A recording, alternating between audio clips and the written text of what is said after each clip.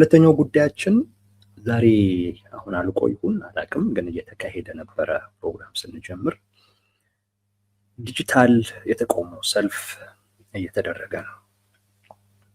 ታላቅ ህዝበ ትዕይንት ነው የሚሉት፣ ህዝባዊ ትዕይንት ነው የሚሉት። ዲጂታል ፕሮቴስት ብዬዋለሁ እኔ። ተቃውሞ ነው። ዲጂታል ፕሮቴስት የሚለው ሊገልጸው የሚችል ጉዳይ አድርጌ ወስጃለሁ። መሪ ቃል አለው። ጦርነት ይቁም፣ ሰላም ይስፈን፣ ከምርጫ በፊት ሽግግር ይቅደም የሚል መፈክር አለው። አንድ መፈክር አለው እንዴ? ረሳሁት እንዴ? ብቻ እነዚህ መፈክሮች አሉት። አይ ቲንክ ዋናዎቹን የጠሯቸው ይመስለኛል። የምታርሙኝ ከሆነ እቀበላለሁ።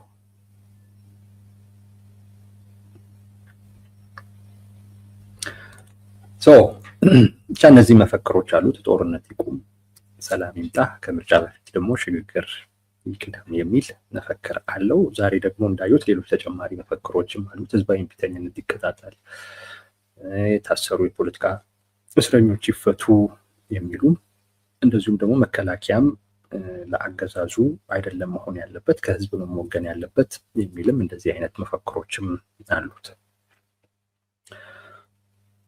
በዚህ ዙሪያ ላይ ቅድም እንዳልኳችሁ በይዘት ደረጃ ብዙም ሀሳብ የመስጠት ፍላጎት የለኝም። አንዳንድ እዛ ቦታ ላይ ማይስማሙኝ ንግግሮችን ሰምቻለሁኝ፣ ግን ዞሮ ዞሮ አስተባባሪውን የሚመለከት ስላልሆነ አጠቃላይ የተነገሩ ንግግሮች እዛ ግለሰቦቹን የሚመለከት ስለሆነ በይዘቱ ላይ ሀሳብ መስጠት ብዙም አልፈልግም። ግን አንድ ጉዳይ ላይ ብቻ ግን እሰጣለሁ፣ በኋላ ላይ እሱ ማለት ነው። ከዚህ ልጀምር። ይሄ ዲጂታል ፕሮቴስት በጣም የተለመደ ጉዳይ ነው በነገራችን ላይ። ከዛ አንጻር እንደዚህ አይነቶችን እንቅስቃሴ ማበረታታት ተገቢ ይመስለኛል። በጣም የተለመደ ነው። በዓለም ላይ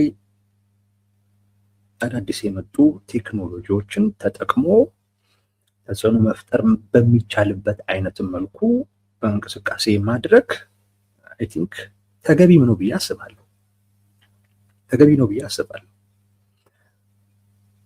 በኢትዮጵያ ውስጥ ዓለም ላይም በጣም እንደዚህ አይነት ነገሮች አሉ። በቃ ኢንተርኔት ከመጣ ጊዜ ጀምሮ ሰዎች በውሳኔ ሰጪ አካላቶች ላይ ተጽዕኖ ለመፍጠር ኢንተርኔትን ሲጠቀሙበት ነበረ።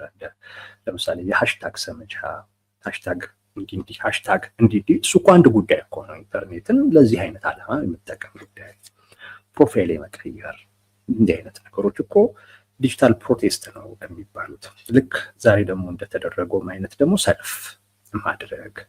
እንደውም አንዳንድ ሰዎች ደግሞ ምን ያደርጋሉ መሰላችሁ?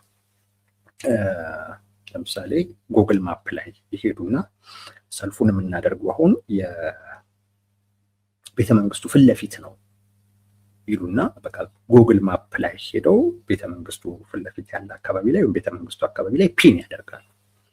እና እዛ አካባቢ ላይ ሰው ይበዛል ማለት ነው። እንዳለ ያሰልፈኛ እዛ ፒን እያደረገ በቃ ሰልፍ ነገር ይመስላል ማለት ነው። በጣም ትኩረት ይወስዳል የዓለም አቀፉ ማህበረሰብ። እንደዛም የሚያደርጉ አሉ። አይ ቲንክ በዚህም ደረጃ ቢያድግም ጥሩ ነው። ሰልፍ ብቻ ሲሆን በዚህም አይነት መልኩ ቢያድግ ጥሩ ነው። እኔ ፐርሰናል የሆነ ኤክስፒሪየንስም አለኝ። ሰማያዊ ፓርቲ ውስጥ በነበርን ጊዜ ያኔ በጣም ፖፑላር የነበረው ፌስቡክ ነው እና ፌስቡክ ላይ አንድ አብዮት አደባባይ የሚባል ግሩፕ አለ።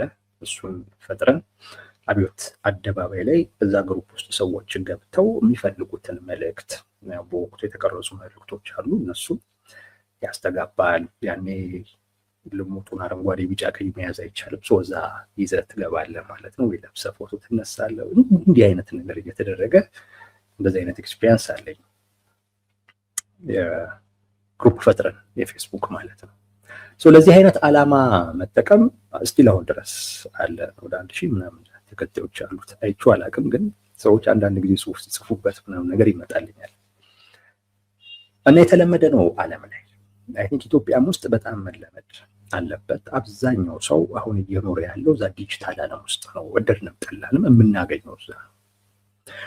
ደፈር ብሎ መግባት ጥሩ ነው። አዲስ ሲሆን ትንሽ የልጅ ነገር የሚመስልብን ሰዎች አለን፣ አዲስ ሲሆን ማለት ነው። ግን መለመድ ያለበት ጉዳይ እንደሆነ ነው የሚሰማኝ። ጥቅምም አለው፣ ጥቅምም አለው። አካታች ነው። የትኛውም የህብረተሰብ ክፍል የትኛውም አካባቢ ላይ ያለ የህብረተሰብ ክፍል ይሳተፍበታል። አካል ጉዳተኛም ቢሆን አሁን በኖርማሊ ሰልፍ በጠራው ሊመጣ የማይችል አካል በሙሉ እዛ ይገኝበታል። ፈጣን ነው መልእክቱን ለማድረስ። መልእክቱ እንዲደርስ የምትፈልገው የዓለም ክፍል ላይ በሙሉ እንዲደርስ ማድረግ ትችላለህ። ፈጣን ነው። የሰዎችን ስሜት የመንካት አቅም አለው። በተለይ ቪዥዋል የሆኑ ምስሎችን ምናምን ነገር ደግሞ መጠቀም ደግሞ ቢቻል፣ ለምሳሌ ጦርነት ሊቆም ስትል የጦርነትን አስከፊነት የሚያሳዩ፣ ሰላም ይምጣ ሲባል የሰላምን አስፈላጊነት ሊገልጹ የሚችሉ እንዲህ አይነት ነገሮች ከደህንነት አኳያ በተለይ አሁን አዲስ አበባ ላይ ወጥቼ ሰልፍ ላድርግ ብትል የጥይት ራት ነው የምትሆነው፣ ጥያቄ የለውም። እኔ ታውቃላችሁ የአዲስ አበባ ሰው ለምንድን ነው የአዲስ አበባ ሰው ዝም የሚለው ለምን ሰልፍ አይወጣም የሚሉ ሰዎች በጣም ነው የሚያበሳጩ። ልክም እንደሆኑ አይሰማኝም። እዛ ሆነ ብትለው ደስ ይለኛል። እዛ ሆነ ለምን አንወጣም ብትል ደስ ይለኛል። አንተ ግን ውጪ ሆነ የአዲስ አበባ ሰው ለምንድን ነው ሰልፍ የማይወጣው ስትል ግን ደስ አይልም። ለዚያውም ደግሞ በዚህ ምክንያት ሸሽተህ ሄደ ማለት በፖለቲካ ምክንያት ሸሽተህ ሄደ ደግሞ ሲሆን በጣም ደፋር በቃ ደፋር ሰው የሚያደርግ ራሱን የማይጠይቅ ራሱን የማያይ በቃ እንደዛ አይነት ሰው ነው ይሄንን የሚያደርገው። ከደህንነት አኳያ አሁን ላይ ሰልፍ ልውጣ ብትል መጀመሪያ ጊዜ አካባቢ ብልጽግና እንደመጣ ሰልፍ ነበር ቡራዩ ምናምን ላይ እኔ በጣም አክቲቭ ሰው ነበርኩ፣ እንቀሳቀስ ነበር፣ ሰልፉም ላይ ነበርኩ እና ይቻለውኝ ቀይ ቦኔት ለባሾች ወዳጅ እያነጣጠሩ ነው የሚመጡ እንድትሸሽ እንዲህ ዝም ብለው ወደ ላይ ምናምን የሚተኩሱ እንዳይመስላል። ተኝተው አስተኳሽ ሁሉ ኖሮ ያንን እያለ አነጣጥሮ እንደዛ ነው የሚመጣ። የበለጠ ነው የሚሆነው፣ ምንም ጥያቄ የለውም። የበለጠ ነው የሚሆነው። ለማስደንበር ተብሎ እንኳን አይደለም፣ ሰልፉን ለመበተን ተብሎ አይደለም ወደ ላይ የሚተኩስ። አስተኳሽ ቆሞ ያንን እየተባለ ከፊት የሚመራው ምናልባት ኑ እያለ ያለ አካል ሊሆን ይችላል። ወይ እግሩን ይሏል፣ ወይ ደረቱን ይሏል፣ ወይ ግንባሩን ይሏል። ከዛን ሰልፉ ይበተናል። አንተ ግን ቁስልን ተሸክመህ ትኖራለህ። ከደህንነትም አኳያ ይሄ ጥሩ ነው ልላችሁ ፈልጌ ነው። ርካሽ ነው። ኤኒዌይስ ከዚህ አንጻር በጣም መለመድ ያለበት ነው። እንደው ከትችቶቼ እንዳልጀምር ብዬ ትችቶች አሉኝ ይህንን ሰልፍ በሚመለከት ከዛ ላለመጀመር ብዬ ነው። ማደግ ያለበት ነው እውነት ለመናገር ከዚህም በላይ ቢያድግ ቅድም እንዳልኩትም አዳዲስ ሀሳቦችን ደግሞ እየጨመረ እያካተተ ምናምን ደግሞ ቢሄድ በጣም ጥቅም ያለው ጉዳይ ነው። ታዲያ ምን ጥቅም አለው ቴክኖሎጂ ላይ መዋል? ለዚህ ካልተጠቀምከው ማህበራዊ ህይወትን ግላዊ ህይወትን ምናምን መለጠፍ አንድ ነገር ሆኖ ግን ለዚህ ዓላማ ካልተጠቀምከው ምን ልታደርግ ነው? በነገራችን ላይ በሰለጠነው ዓለም ውስጥ ኢንተርኔት ላይ የሚደረጉ እንቅስቃሴዎች፣ ዲጂታል ዓለም ውስጥ የሚደረጉ እንቅስቃሴዎች በውሳኔ ሰጪ አካላቶች ላይ ተጽዕኖ ፈጥረው ለውጥ ያመጡዋል።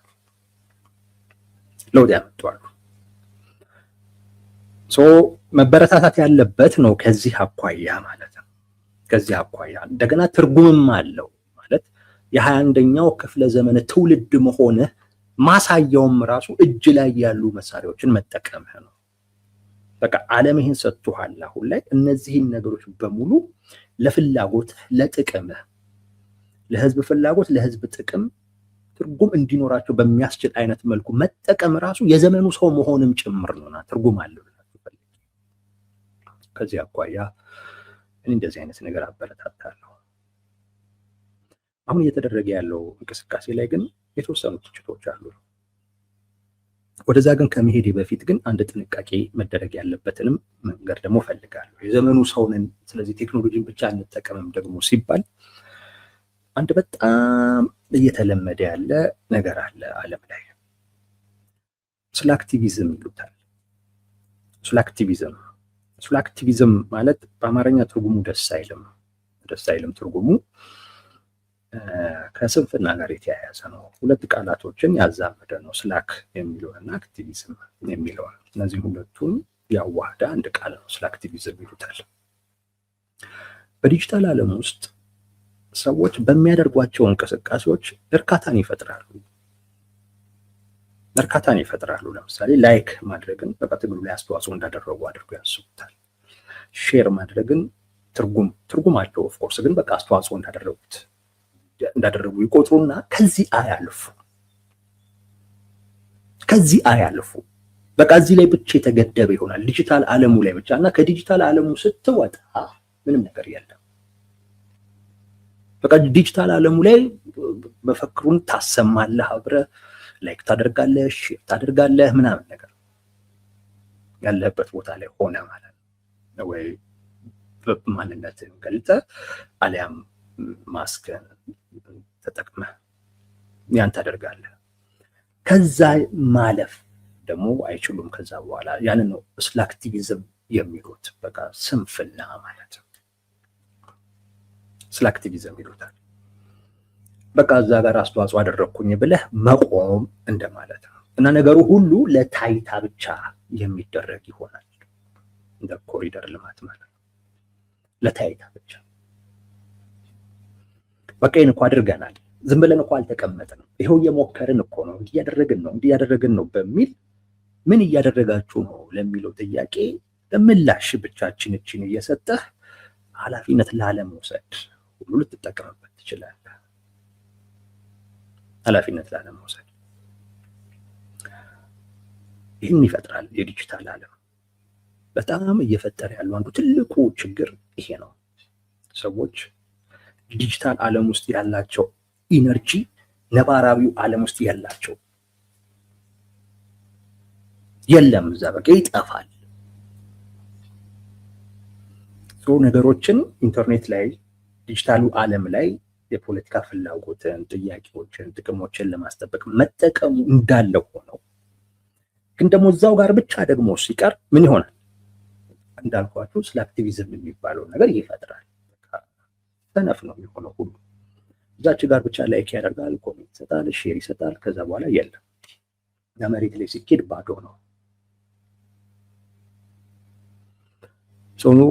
ይሄ እንዳይፈጠር ምን ማድረግ ያስፈልጋል? ትንሽ መሬት ላይ እዚህ ጋር የፈጠርከውን መነቃቃት፣ ዲጂታል ዓለም ውስጥ የፈጠርከውን መነቃቃት እውን ደግሞ ሊያደርግ የሚችሉ ተጨባጭ የሆኑ መሬት የያዙ ስራዎችንም ደግሞ መስራት የግድ ያስፈልጋል።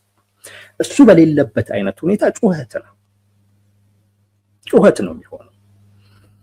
ለምሳሌ በእኔ ግምገማ ይሄ አሁን የተደረገው ትዕይንተ ህዝብ የመጀመሪያው አይደለም፣ ሁለተኛው ነው። ቢያንስ ከመጀመሪያው ጋር ስታነጻጽሩት አይገናኙም። የመጀመሪያው ላይ በተሳትፎም ብዙ ሰው ነበር በተመልካቸው። የዛሬው እንደዛ አይመስለኝም። እንግዲህ እነሱ የሚሉትን እንሰማለን፣ ግን ያ በጣም ብዙ ተመልካች ነበረው አስታውሳለሁ። የአሁኑ እስከዚህም ነው። ምናልባት አዳዲስ የጨመሯቸው ሚዲያዎች ካሉ ሊበዛ ይችል ይሆናል፣ እሱን ስለማላውቅ ነው። ግን በዛን ወቅት የነበሩ ሚዲያዎች ላይ የነበረውን ያህል ተመልካች ዛሬ ላይ የለም። ለምን ካላችሁ አንዱ ምክንያት ሰው ሲለምደው ትርጉም እያጣበት ይሄዳል። ትርጉም እያጣበት ይሆናል። ምንድነው ትርጉሙ ይላል። በቃ ዝም ብሎ ኢንተርኔት ላይ ተሰብስበ ማውራት ምንድነው ጥቅሙ ይላል። ደግሞ የኛ ህዝብ ደግሞ ችኩል ነው። የህዝባችንንም ስነ ልቦና ማወቅ ያስፈልጋል። ህዝባችን ምርር ሲለው ነው ለውጥ የሚፈልገው። የሆነ ችግር ሲፈጠር የዛን ሰዓት አይደለም የሚነቃው።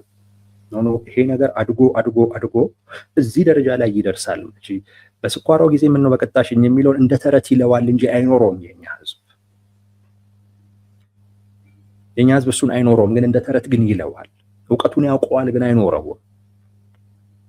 የሆነ ችግር ስትፈጠር ይሄ ነገር እኮ አድጎ ይሄንን ይፈጥራል ብሎ እዚች ችግር ላይ አይደለም የሚነቃው፣ ሪአክት የሚያደርገው።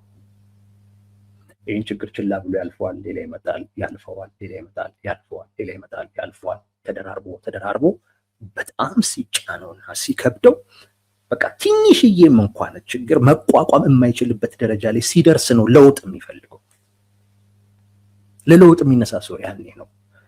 ሰው ምን ይሆናል? ይቻኮላል። ቶሎ መምጣት አለበት ይላል። አሁን እኮ እንዳለ የፖለቲከኞቹ ጥያቄ ካያችሁ የህልውና ችግር የህልውና ችግር በአንድ የሚመጣ አይደለም፣ በአንድ ጊዜ አይመጣም። ትንንሽ ችግሮች ተደራርበው የሚፈጥሩት ትልቅ ችግር ነው የህልውና ችግር። እና በትንንሹ ችግር ጊዜ አልፈን ነው ችግሩ በዚህ ደረጃ ገንግኖ አሁን እየተቻኮልን ያለ። እንዲህ በተቻኮለበት አይነት ወቅት ዝም ብለህ ኢንተርኔት ላይ ሰልፍ ምናምን ስታደርግ ሰው በተለያየ አይነት እና ለአንተም በማይጠቅም አይነት መልኩ እየተረዱ ይመጣል። ወይ ለታይታኑ ይልሃል፣ ኃላፊነት ላለመውሰድ ነው ይልሃል። ምን ትርጉም አለው ይሄ ጨዋታን የያዙትም ይልሃል። እንደዚህ የሚል ሰው ሊበራከት ይችላል። እዛም ይሄንን እንቅስቃሴ የሚያደርጉትም አካላቶች ቅድም እንዳልኳችሁ ስንፍና ውስጥ ይገባሉ። በቃ በዚህ እየተጽናኑ እንዲህ እኮ አደረገ ነው አገዛዙን አስደንግጠ ነው ደንብሮ እንዲያደርጉ እንዲያሉ ምናሉ በሚል በዚህ እየተጽናናህ ብቻ ስንፍና ግን ጣራ እየነካ መሬት ላይ ምንም መስራት የማትችል መሬት ላይ ብልጽግና የሚቀጥልበትን አይነት ሁኔታ እየፈጠርክ ልትሄድ ትችላለህ። እዚህ ላይ ጥንቃቄ ያስፈልጋል።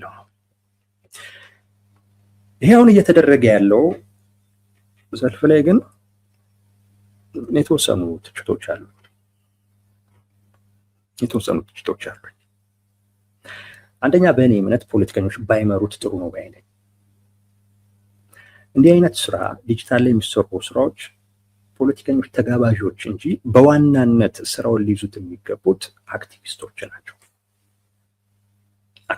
ናቸው። ለምሳሌ ጦርነት ይቁም፣ ሰላም ይምጣ፣ ይሄ የሁሉም ዜጋ ጥያቄ ነው። የቲፒኤልኤፍ ሰውም ብትሆን ይሄንን ነው የሚሉት። የብልጽግናም ሰው ብትሆን ይሄንን ነው የሚሉት። ከነሱ ውጪ ያለ አካል በሙሉ ይሄንን ነው የሚለው። ለምንድን ነው የምትዋጋው ብትለው ሰላም ሊያመጣ ነው፣ ተገድጄን የገባሁት ነው የሚለው። ሰው የሁሉም ኮዝ ነው። ጦርነት ይቁም፣ ሰላም ይምጣ፣ የሁሉም ኮዝ ነው። እንዲህ አይነት ኮዞችን ለፖለቲከኞች መስጠት ጥሩ አይደለም። መቻል አክቲቪስት እኮ ስለሌለ ነው ሊባል ይችላል። እሱን አላውቅም። ግን ፖለቲከኞቹ ራሱ የአክቲቪዝሙን ስራ እየሰሩ ታዲያ በየት በኩል አክቲቪስት ሲፈጠር በየት በኩል ይምጣ? ሁሉም አይለቅም የሚያዘውን ቦታ። ርስት የሚያደርጉት ነገር አላቸው። እንደውም እሷን ማስፋት ነው ሁሉም የሚፈልገው። እሱ አክቲቪስቶች ቢይዙ ጥሩ ነው። ፖለቲከኛ ከፋፋይ ነው። አንድ የፖለቲካ ግለሰብ የሚወዱ አለ፣ የሚጠሉ አለ። ራሱ ፖለቲከኛውም ድብቅ የሆነ ዓላማ አለው። ጦርነት ይቁም ሲል አንድ ፖለቲከኛ ጦርነት ተጠይፎ ላይሆን ይችላል። በዛ የሚያሳካው የራሱ ግብ ስላለ። ሰላም ይምጣ ሲል አንድ ፖለቲከኛ በትክክል ሰላም ፈልጎ ላይሆን ይችላል። ይሄንን ማለት ፖለቲካሊ እንደሚጠቅመው አስቦ ሊሆን ይችላል። ሰላም የማይመጣበትን ነገር መሬት ላይ እየሰራ በተግባር እሱን እየሰራ በንግግር ደረጃ ግን ሰላም ይምጣ ይላል። ይሄን እኮ ጠቅላይ ሚኒስትር አብይ አህመድ እኮ ያደርጉታል። ዶክተር ደብረጽዮን እኮ ያደርጉታል። አይደለም እንዴ? ያደርጉታል። በንግግር ደረጃ እኮ ሰላም ይምጣ፣ ኧረ ጦርነት ይብቃ ይሉሃል። እና ፖለቲከኛ ሲይዘው ጥሩ አይደለም፣ ይከፋፈላል። እንደዚህ አይነት የጋራ የሆኑ አጀንዳዎችን ፖለቲሳይዝድ ተደርገው እንዲታዩ ይሆናል። ከዛ ውጪ የፖለቲከኛ ስራ የአክቲቪዝም ስራ አይደለም። ፖለቲከኛ መሬት ወርዶ ማደራጀት ዋናው ስራ እሱ ነው። መሬት ላይ ኃይል መፍጠር፣ መሬት ላይ ሐሳቡን እውን ሊያደርግ የሚችል አቅም መገንባት የፖለቲከኛ ስራ እሱ ነው። ፖለቲከኛን ጎበዝ ፖለቲከኛ ነው አይደለም ብለ መለኪያ መሆን ያለበት እሱ ነው። እኛ ሀገር ላይ እሱ አይደለም መለኪያው እንዳልኳችሁ። ግን መለኪያ ለአንድ ፖለቲከኛ እሱ ነው። ኦፍ ኮርስ አማራጭ ሐሳቦችን የሚወልድ መሆን አለበት። ሁሉንም ነገር እሱ ላያሟላ ይችላል። ግን ያንን አማራጭ ሐሳብ ደግሞ መሬት ላይ እውን ሊያደርግ የሚችል ደግሞ የማደራጀት አቅም ያለው ሰው ለይቶ ከጎኑ የሚያሰልፍ፣ እሱን ኮሚኒኬት የማድረግ አቅም ያለው ሰው ለይቶ ከጎኑ የሚያሰልፍ፣ እንደገና እነዚህን ለአንድ የፖለቲካ ድርጅት የሚያስፈልጉ የተለያዩ ኃይሎችን ደግሞ ማስተሳሰር የሚችል፣ ኔትወርኪንግ ደግሞ ማድረግ የሚችል፣ መሸጥም የሚችል የንግድ ሁሉ ሐሳብ ያለው ክህሎት ያለው እነዚህ ሰዎች እየለየ የሚሰበስብ ማለት ነው ፖለቲከኛ ማለት። እነዚህን ሰብስቦ ነው መሬት ላይ አቅም የሚፈጥረው ኃይል የሚፈጥረው። እና ፖለቲከኛ ስራውን ይስራ። ይህ ስራ የአክቲቪዝም ስራ ነው። ዲጂታል ፕሮቴስት ማድረግ የአክቲቪዝም ስራ ነው። አክቲቪስቶች ቢሰሩት ይሻላል፣ የበለጠ የተሻለ ነው። ይህን ትችት እየሰጡ ያሉት የበለጠ እንዲሳካ ነው ማለት። አንደኛ እንደዚህ አይነት ልምምዶች በጣም ያስፈልጉናል። ከጊዜው ጋር አብሮ መሄድ አማራጭ የሌለው ጉዳይ ነው። እንደዚህ አይነት አስፈላጊ የሆነ ጉዳይ ደግሞ የተሻሻለ ሊጠቅም በሚችል አይነት መልኩ መሄድ አለበት። ትንሽ ፖለቲከኞች እንደው ተጋባዥ እንግዳ ቢሆኑ አክቲቪስቶቹ ከተነሱበት አጀንዳ ጋር በተያያዘ ተቀራራቢ የሆነ አቋም ያላቸው ፖለቲከኞች ከሆኑ እነሱን ጋብዘህ ንግግር እንዲያደርጉ ምናምን ታደርጋለህ። ያ ቢሆን የተሻለ ነው እንጂ ፖለቲከኞች ሲይዙት እንዳልኳችሁ ሰው ይከፋፍላሉ። ጥሩ አይደለም። የዚህኛው ደግሞ ከዛም ባለፈ ብዙ ሰዎች የማይግባቡባቸው ብቻ ሳይሆኑ እርስ በርስም የማይግባቡ ፖለቲከኞችም ጭምር ነው አንድ ላይ ሆነው እንዲህ አይነት ነገር የሚያደርጉት። እና ምንድን ነው የሚፈልጉት ስትል ግራ ነው የሚገባ። በነገራችን ላይ ያን መጠየቅ በጣም አስፈላጊ ነው። የኢትዮ ሰላም ቤተሰቦች አንድን ሰው ከጎኑ ለመቆም አንድን የፖለቲካ ኃይል ከጎኑ ለመቆም ወይም አብራችሁ ለመስራት ምንድን ነው የሚፈልገው? ምንድን ነው ማሳካት የሚፈልገው የሚለውን በጣም ማወቅ ያስፈልጋል። እሱም ሳታውቁ ምንም አይነት እንቅስቃሴ ውስጥ ባትገቡ ጥሩ ነው። አሁን ይሄ ስብስብ ምንድን ነው የሚፈልገው? ምንድን ነው ማሳካት የሚፈልገው? ከፊሉ ሀገር መፍጠር ነው የሚፈልገው። ከፊሉ 4 ኪሎ ድረስ መሄድ አለብኝ ባይ ነው። ምንድን ነው የሚፈልገው? እና እንደዚህ አይነት አካላቶች አንድ ላይ ደግሞ ሆነው ጦርነት ይቁም ሲሉ ለዚሁም ፖለቲከኞች እኮ ነው ጦርነት ይቁም ሰላም ይምጣ ሲሉ አስበው ማለት ውስጥ አይገባም፣ ይሆን አይዋጥም። በተለይ ለሚጠይቅ ሰው አይዋጥም። እነዚህ ሰዎች ከልባቸው ነው እንዴ ስትል አዎ የሚል ምላሽ ከውስጥ አታገኝም። ጦርነት ይቁም የሚሉት ከልባቸው ነው ስትል ማለት ኦንሊ ቲንግ ያገናኛቸው አሁን በስልጣን ላይ ያለው ቡድን ላይ ያላቸው ተቃውሞ ነው። እና እነዚህ አካላቶች በተናጠል ይህንን ቡድን ሞክረውታል፣ ቴስት አድርገውታል። በተናጠል ግን እንደማይሆን ነገር ተረድተዋል። የተሰባሰበ አቅም እንፍጠር ብለው ነው እንግዲህ የተሰባሰበ አቅም ፈጥረው በጋራ ነገር ሊዘምቱበት እየተፈለገ ያለው። እና አደጋው መቼ ነው መሰላችሁ? አሁን ስልጣን ላይ ያለው ቡድን ኦፍኮርስ ከሁሉም ጋር ተናክሷል፣ ከሁሉም ጋር እና ለሁሉም ችግርም ሆኗል። ነገር ግን እሱን ለመጣል በሚደረግ እንቅስቃሴ ውስጥ ይሄንን አይነት እንቅስቃሴ ዲጂታል ፕሮቴስቱን ማን እንደሚጠልፈውና ለራሱ ፍላጎት እንደሚጠቀምበት አታውቅም።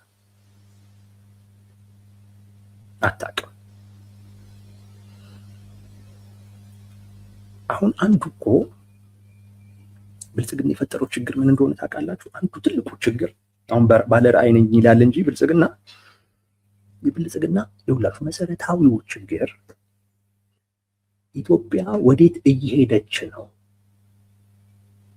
ስንል እሱ ወደ ብልጽግና ይለናል። እውነታው ግን ኢትዮጵያ ወዴት እየሄደች እንደሆነ አይታወቅም።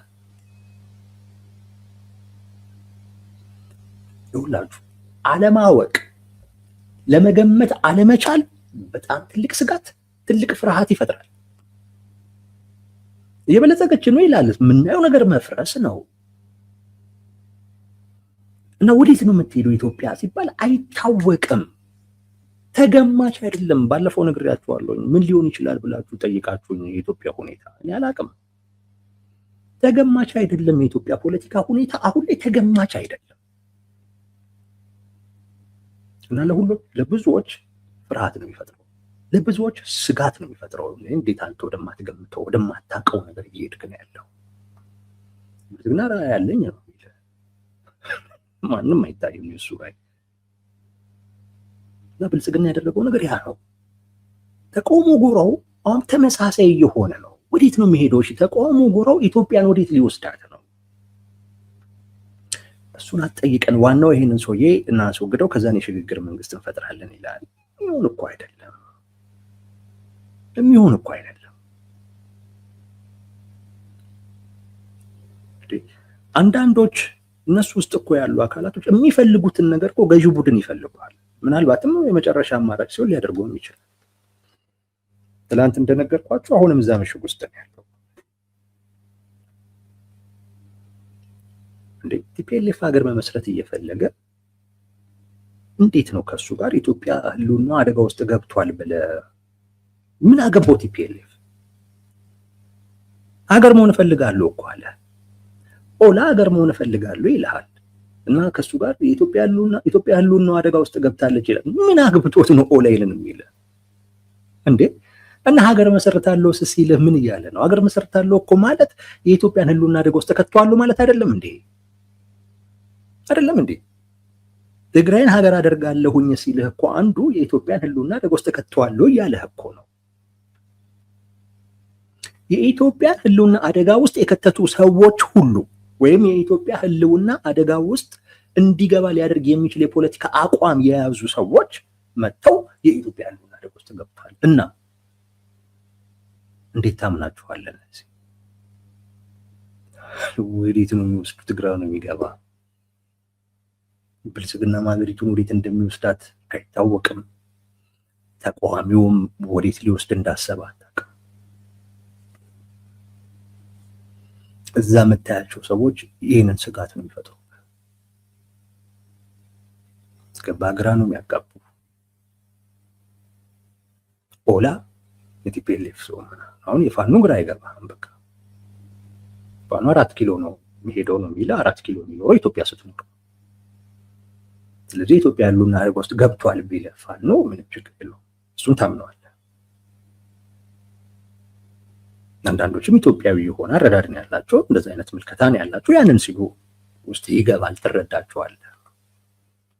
የዶክተር ደብረጽዮን መጥቶ የኢትዮጵያ ህልውና አደጋ ውስጥ ነች ሲለ ወይም የእሱ ተወካይ መጥቶ ያንን ሲለ ምንድን ነው የምትለው? አሁን ለምሳሌ ዛሬ አንዱ መጣ እዚህ ሰልፍ ላይ ማለት ነው። ጦርነት ይቁም የሚል ሰልፍ ነው፣ ሰላም ይምጣ የሚል ሰልፍ ነው። ምን ቢል ጥሩ ነው? የኢትዮጵያ ህዝብ ጽምዶን መደገፍ አለበት አለ። ጽምዶን መደገፍ አለበት አለ። ከትግራይ ነው። ምን ማለት ነው? ጦርነት ይቁም እያልክ ጽምዶ የጦርነት ፕሮጀክት ነው ሌላ እኮ አይደለም። አሁን እንግዲህ ሰልፉን ያስተባበሩ ሰዎች ይሄ የኛ አቋም አይደለም የእሱ አቋም ነው ሊሉን ይችላል፣ ያሉም ነው እንደዛ። ግን ይሄ አያስኬድም። ይሄ መድረክ ጦርነት ይቁም፣ ሰላም ይምጣ፣ ከመጫ በፊት ሽግግር ይቅደም የሚል መፈክር ያነገበ ሰልፍ ነው እንጂ ለፖለቲከኞች መድረክ መፍጠር ዓላማው አይደለም። መድረክ መፍጠር ዓላማክ ሲሆን ነው ማንም እየመጣ የፈለገውን አቋም ሊያራምድ ይችላል የምትለው። መድረክ መፍጠር ማሰባሰብ እና አቋማቸውን የሚገልጹበት፣ ከህዝብ ጋር የሚተዋወቁበት፣ ከህዝብ ጋር የሚተያዩበትን መድረክ መፍጠር ዓላማ ሲሆን ማንም መጥቶ አቋሙን አራምዶ ይሄዳል። ግልጽ አጀንዳ ይዘህ ጦርነት ይቁም፣ ሰላም ይምጣ የሚል ግልጽ አጀንዳ ሴት አድርገህ እሱን ሊያስተጋባ ይችላል ያልከውን መድረክ ፈጥረህ አንዱ መጥቶ ስለ ጦርነት አውርቶ እንዲሄድ ለምን ትጋብዘዋለህ? ለምን ትጋብዘዋለህ? ይሄ እኮ አይሆንም። አንዳንዴ ይሄም ነገር ነው ግራ የሚገባ። አሁን እነሱ ምን ይለዋል? የኛ አቋም አይደለም ይላል። እንዴ አንተስ አቋም ባይሆን ያንተ አቋም ነግረህናል። ጦርነት ይቁም፣ ሰላም ይምጣ ያልከው የመድረኩም አቋም እሱ ነው። የተፈጠረው መድረክ አቋም እሱ ነው። እና እንደ ጦረኛ መጥቶ ለምንድን ነው ይሄን ሲያበላሽ ዝም የምትለው? ወይንስ እንዲያበላሽ ስለምትፈቅድለታለህ ለምን ትጠራዋለህ? እያበላሸ እንደሆነም ደግሞ ካወቅ ስርዓት ያዝ፣ መሀል ያስቆመ ነው።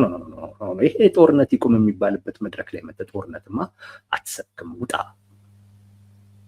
እንደዛ ነው የሚባለው። የኛ አቋም አይደለም እድሉን ሰጥተው በ10 ሚሊዮኖች ሰዎችን ሰብስበህ ጦርነት ይቁም ሰላም ይምጣ በሚል ስም ሰብስበህ ያ ሁሉ ሰው ጦርነት ይቁም ሰላም ይምጣ እያለ ባለበት ሰዓት ላይ ስለ ጽምዶ አሰበከው እና የኔ አቋም አይደለም ብትል ይሄን ማንም አይረዳም። ያስጠረጥራል። ታዲያ ዋይ ፖለቲከኞች አያምሩትም ማለት ለዛ ነው። ለዚያውም ደግሞ ድብልቅልቁ ደግሞ የወጣ ፖለቲከኛ ደግሞ ሲሆን ስጋት ነው የሚፈጥረው። ስራው ግን የአክቲቪዝም ስራው ግን በጣም አስፈላጊ በአክቲቪስቶች ተይዞ መሰራት ያለበት ነው። ማንም ይጀምረው ማንም መጀመሩ ጥሩ ነው። ይሄን ልምድ ማስተዋወቁ ጥሩ ነው።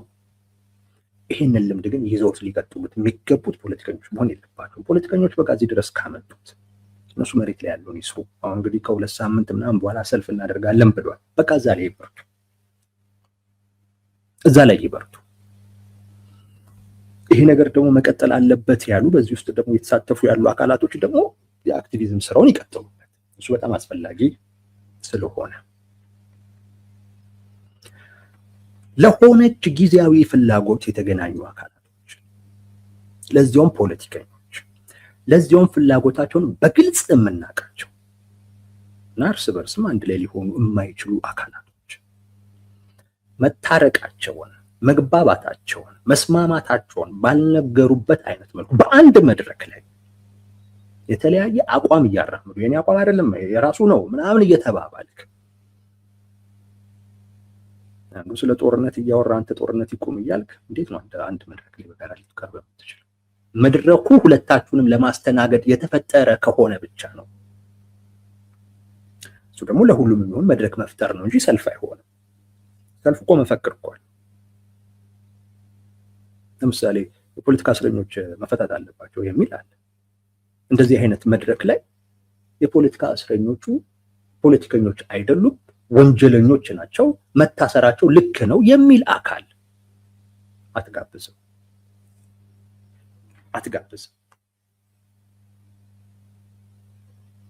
አሁን ጠቅላይ ሚኒስትሩ መጋበዛቸውንም ሰምቻለሁ። ስህተት ነው። ጦረኛ ናቸው እያልክ ሀገሪቱ በጦርነት ውስጥ እንድትገባ ያደረጉት እሳቸው ናቸው እያልክ አንተ ግን ጦርነትን እየተቃወምክ መጥተው ጦርነት ሰብኮስ ቢሄዱ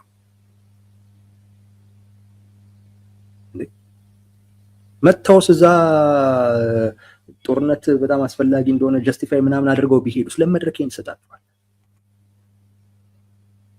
እነ ዶክተር ደብረጽዮን ይጠራሉ። ለጦርነት ይቆም እያልክ እንዴት ዶክተር ደብረጽዮን ትጠራዋል? ጦረኛ አጠራም። በአጠቃላይ መድረክ ስትፈጥር ለሁሉም የፖለቲካ አመለካከቶች ክፍት የሆነ መድረክ ስትፈጥር ያን ታደርጋለህ። ማንም ሀሳቡን አራምዶ ምን ብሎ ይሄዳል። ግን አቋም ያለው መድረክ አጀንዳ ያለው መድረክ ጦርነት ይቁም ሰላም ይምጣ የሚል ግልጽ አጀንዳ ያለው የጋራ የሆነ አጀንዳ ያለው መድረክ ላይ የጦርነት አጀንዳ የሚሰክን ሰው አጠራ። እንደው በአጋጣሚ ተሳስተህ እንኳን ጠርተው ይሄን አይልም ብለህ አስበህ ገምተህ ጠርተው ግን ጦርነት የሚሰብክ እንኳን ከሆነ አቋርጠው ስርዓት መሸኘት ለሌላ ጊዜ እንዳይለመድ ነው። አንዴ ስርዓት ያስፈልጋል። ዝም ብለህ ባለፍክ ቁጥር ችግር ነው ወዳጅ፣ በጣም ችግር ነው የሚሆነው።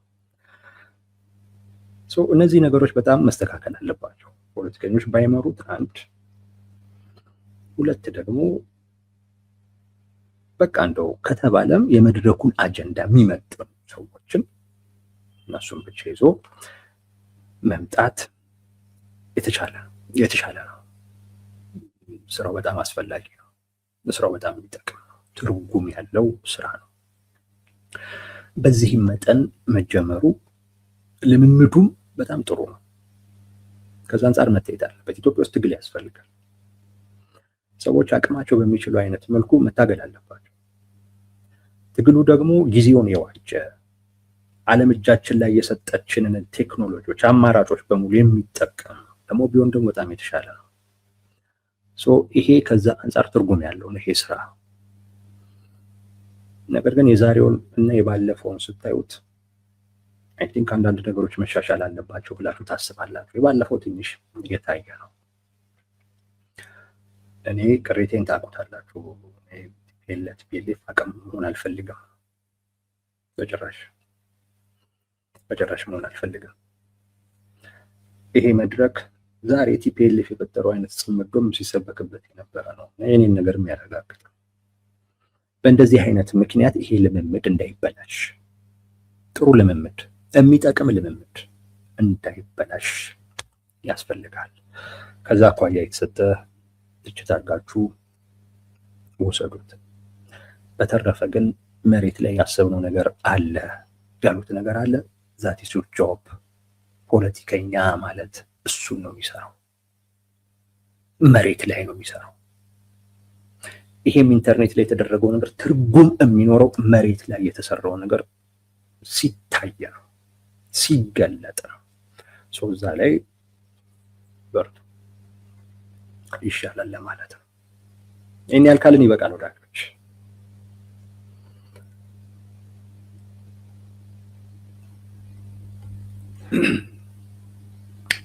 ሀሳብ፣ አስተያየት፣ ጥያቄ ካላችሁ ግን እንነጋገርበታለን። የእናንተ ነው ጊዜው።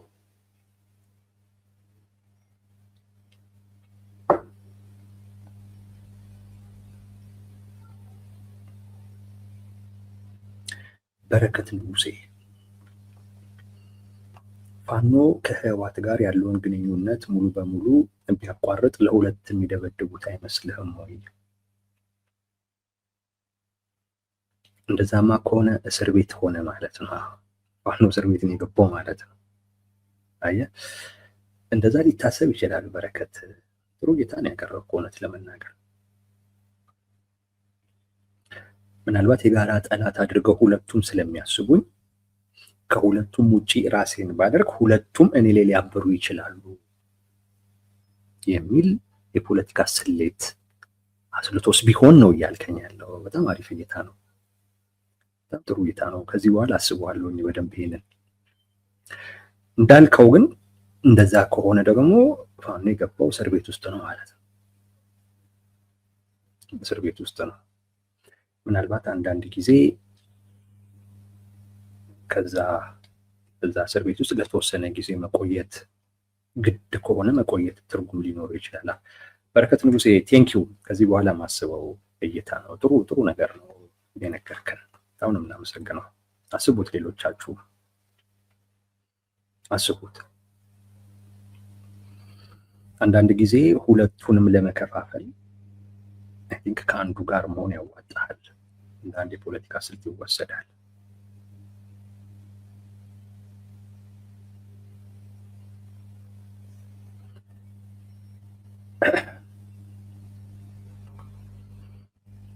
ቴዲ ግን አብይን እሳቸው የምትለው ለምንድን ነው?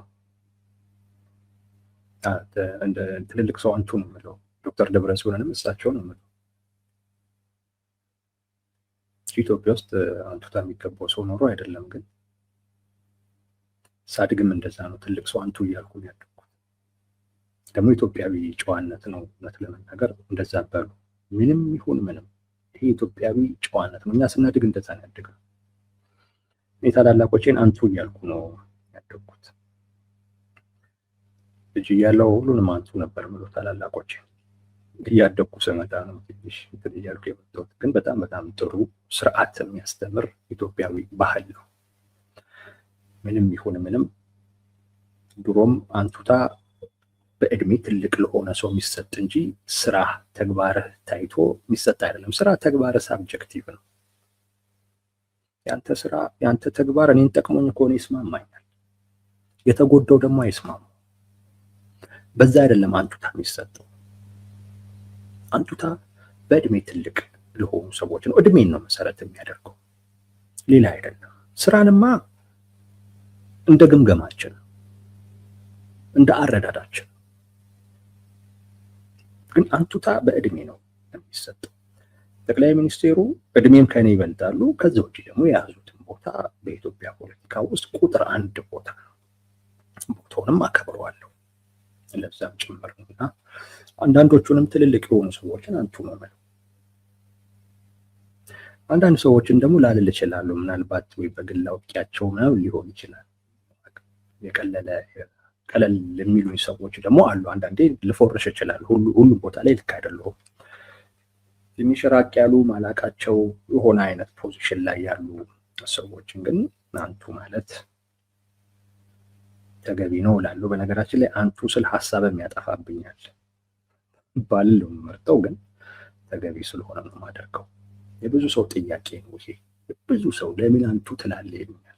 ተገቢ ስለሆነ ስርዓት ስለሆነ ሚዲያ ላይ ሆኜ እኔ መባለግ አልፈልግም። አሁን ስሳደብ ምናምን ሰምታችሁ አታውቁም። ስለማልችል እንዳይመስላችሁ ብልክ ስላልሆነ ተገቢ ስላልሆነ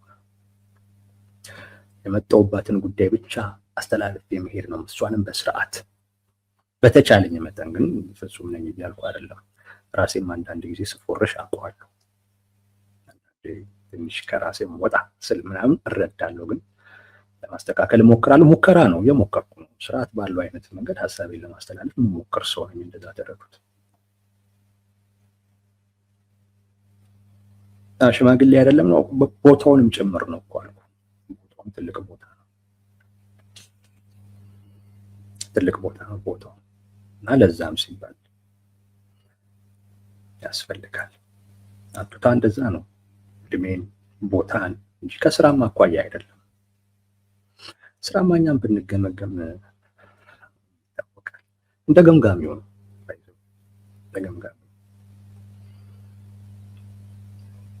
ቴንኪዩ ግን ፎኒክስ ስለጠየቅ እና በዚህም ደረጃ ማስረድቼው አላውቅም። ጥሩ ወቅት ላይ ጠየቀኝ ዛሬ። አይ ቲንክ ስለ ራሴ ማስረዳት ጥሩ ሙድ ላይ ነኝ መሰለኝ። በዚህ ሰዓት መጠየቅ ያስወራኝ። ቴንኪዩ ፋሲል ዳኘው፣ በጣም ነው የማመሰግነው። ቴንኪዩ።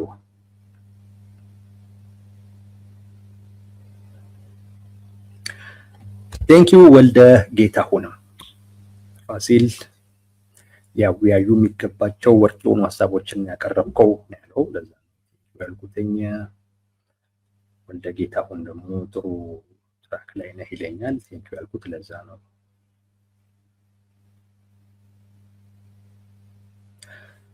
ሁላችሁንም በጣም ነው የማመሰግነው። ጥሩ ቆይታ ነበረ። በጣም ደስ ብሎኛል አብራችሁን ስለነበራችሁ። ለአብሮነታችሁ ከልብ እናመሰግናለን። ለተሳትፏችሁ ከልብ እናመሰግናለን። ለአስተዋጽኦቻችሁ ሁሉ ከልብ እናመሰግናለን። ለዛሬ በዚህ ብቃን። በሌላ ጊዜ በሌላ ርዕሰ ጉዳይ ደግመን እንገናኛለን። ያላችሁበት ሰላማችሁ ይብዛ። ጤና ይስጥልን። የበርኳስ በጣም ነው የማመሰግነው። ቴንኪዩ።